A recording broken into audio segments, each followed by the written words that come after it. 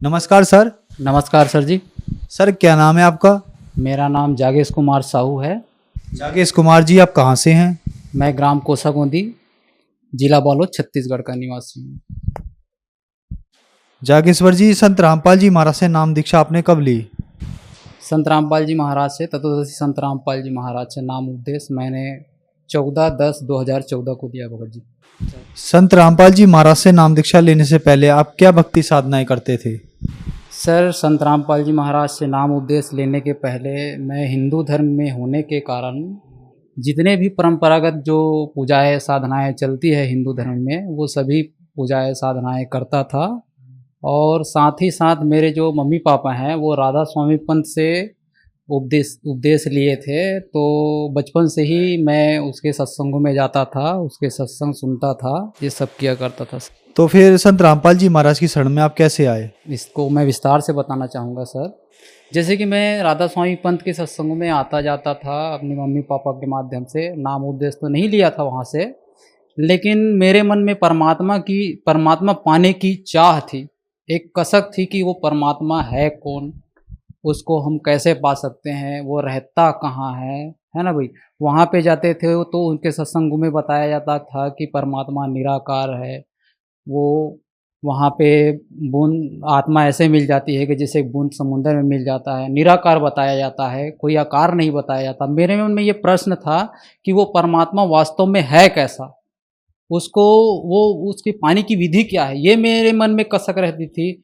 इसी कारण मैं दास मैसन का काम करता है, राजमिस्त्री का काम करता है, काम करके आने के बाद में मैं खाना खाने के बाद में जितने भी संतों महात्माओं हैं उसकी सत्संग मैं टीवी चैनल में उन देखता रहता था कि कहीं से भी ये अच्छी सी कोई मिल जाए। हालांकि राधा स्वामी सत्संगों में जाता था, फिर भी मेरे मन में वो परमात्मा का एक निष्कर्ष नहीं निकल रहा था कि वास्तव में ये परमात्मा है कौन। कहते हैं सबका मालिक एक है, लेकिन वो है कौन, ये मेरे मन में एक बहुत बड़ा प्रश्न रहता था। तो सत्संग देखता था टीवी चैनल में। एक दिन टीवी चैनल बदलते बदलते साधना चैनल लग गया, और उस संत का तो मैं नाम नहीं जानता था पहले, वो राधा स्वामी पंथ के बारे में ही बता रहे थे।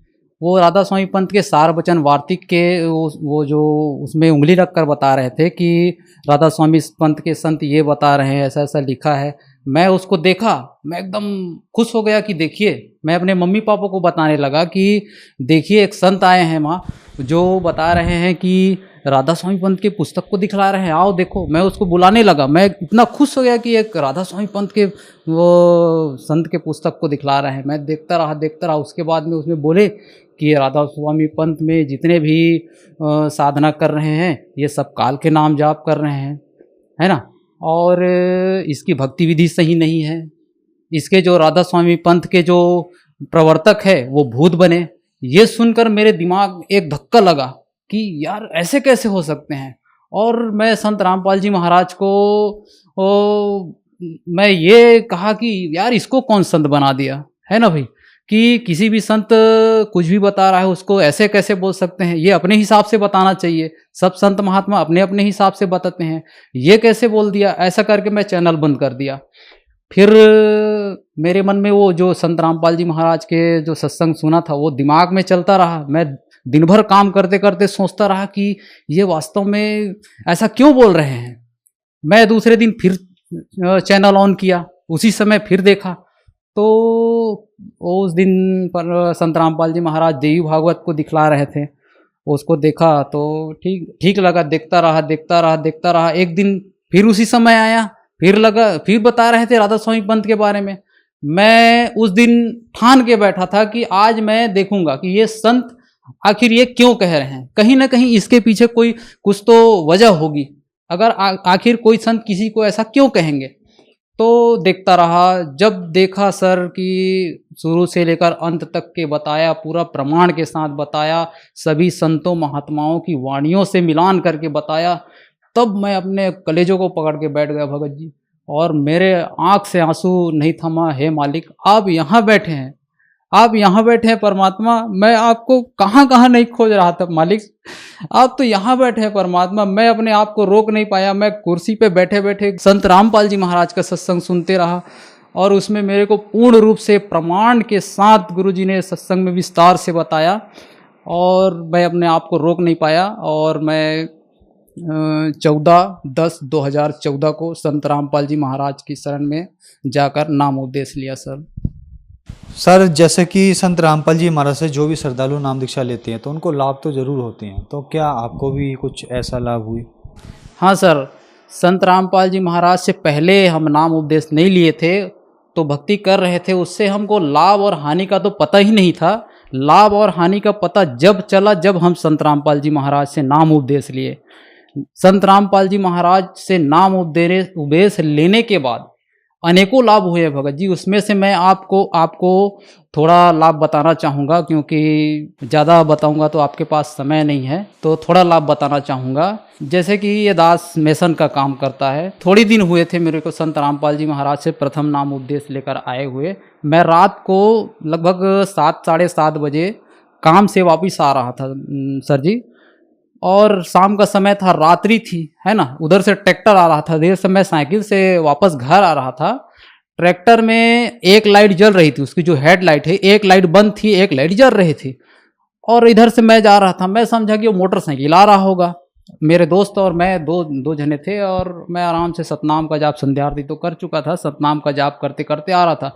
जैसे ही नज़दीक ढलान थी भगत जी सर जी, वो जैसे ही मैं नज़दीक आया, मैं देखा अरे ट्रैक्टर, अब भाई मैं तो मरूंगा भाई, मेरा तो हो गया आज, मेरी आंखें बंद हो गई है। मालिक आप जानो, अब जो कर रहा है आप जानो परमात्मा। उसके बाद मेरी आंखें बंद हो गई, पता नहीं चला सर कि मैं कैसे रोड के बगल में था, गाड़ी पार हो गई। जब मेरी आंखें खुली तो यार मैं कहाँ हूँ, मेरे मन में ऐसा धक्का लगा कि हे मालिक आप आज आपकी शरण में अगर मैं नहीं होता तो उस दिन मेरी जान निश्चित ही जानी थी सर। ये परमात्मा ने मुझे जीवन दान दिया। उसके बाद में मैं इतना काम करता था, राजमिस्त्री का काम करता था, हम सभी लोग काम करते थे।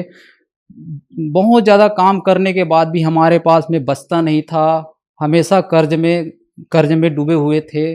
उसके बाद में खाने के लिए, ठीक से अपना जीवन यापन करने के लिए 2 रोटी का साधन भी नहीं था, मजदूरी करते थे। उसके बाद में परमात्मा ने धीरे धीरे हमारी आर्थिक स्थिति, संत रामपाल जी महाराज की सद्भक्ति लेने के बाद हमारी आर्थिक स्थिति में थोड़ा सुधार हुआ, 2 पैसे बचने लगे। और दास का छोटा बच्चा था, उसको बहुत शारीरिक रूप से परेशानी थी, वो हमेशा तबीयत खराब, एक का तबीयत खराब होता था उसको हॉस्पिटल ले जाते थे, उसका ठीक होता था उसको हॉस्पिटल ले जाते थे। जितने भी हम मजदूरी करते थे, जितने भी कमाई आता था, केवल हॉस्पिटल में ही जाता था, एक पैसा बचता नहीं था।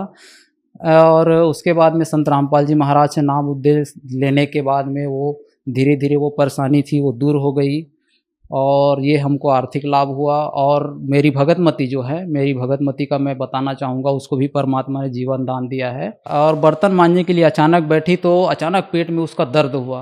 पहले से ऐसे कोई दिक्कत नहीं था, अचानक काल का दाव लगा, पेट में दर्द हुआ। उसके बाद में उसके पेट की जो बच्चेदानी का जो नस है वो फट गया सर। फटने के बाद ब्लड जमा हो गया, वो दर्द के मारे कर्राने लगी। क्या करूं क्या करूं, रात के 9:30 बज चुके थे, 10 बज चुके थे। मैं डॉक्टर के पास, अपने गांव में जो डॉक्टर है उसके पास ले गया, वो दर्द की दवाई दी, उसको खिला दिया। वो रात भर दर्द के मारे कर्राने लगी, कर्राते कर्राते बेहोश हो गई। हॉस्पिटल ले जाने के बाद डॉक्टर के पास ले गया, डॉक्टर ने बोला कि इसको सोनोग्राफी करना पड़ेगा, सोनोग्राफी करने के बाद ही हम कुछ बता सकते हैं। मेरी भगतमती बेहोश थी, हम लोग संत रामपाल जी महाराज से उपदेश ले चुके थे, मेरी भगतमती बेहोश थी।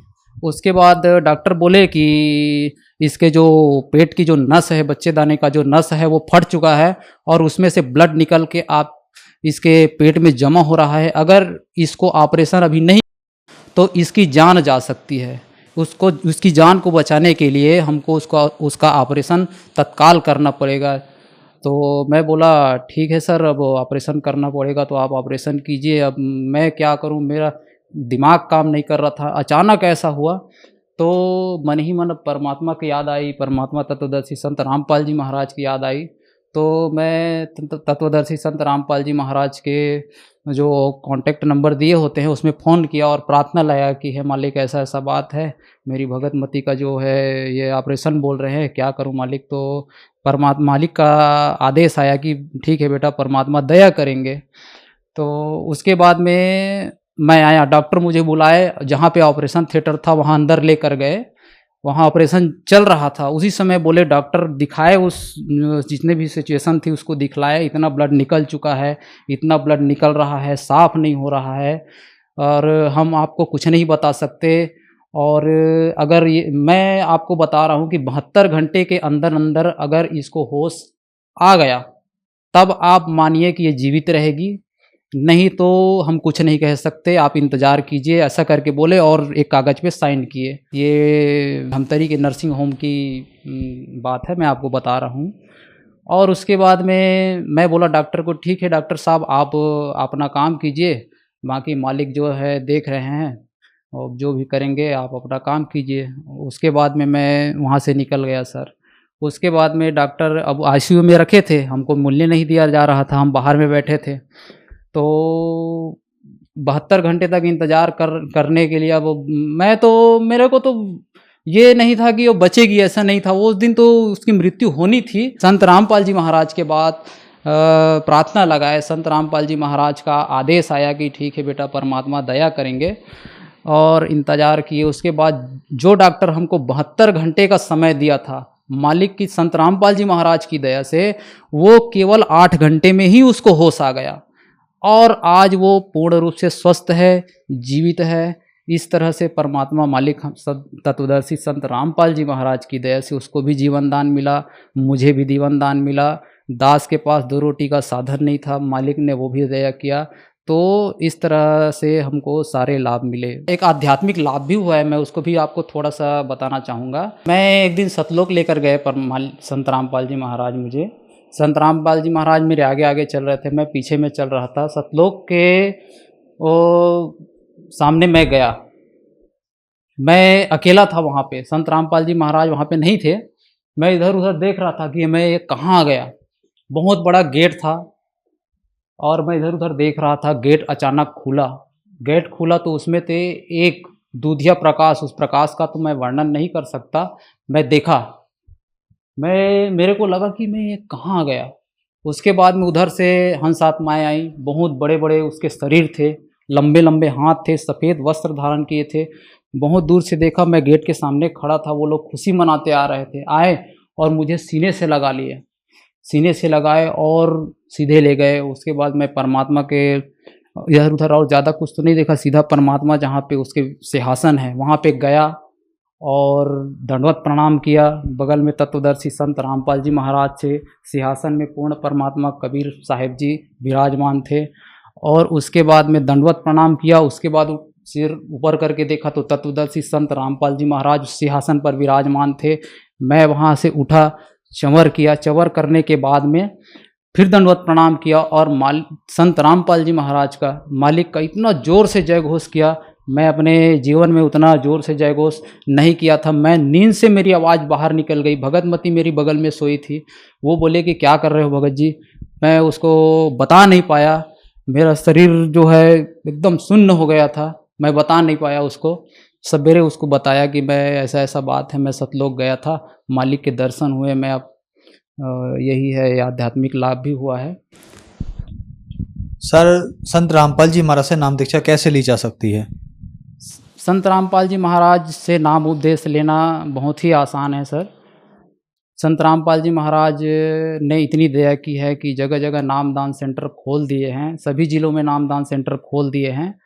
और टीवी में सत्संग आता है, सत्संग चलता है, उसके नीचे में पीली पट्टी चलती है, उसमें कॉन्टेक्ट नंबर दिए होते हैं।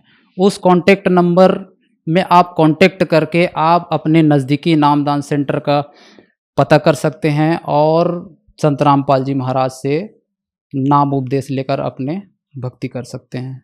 धन्यवाद सर। अच्छा साहब।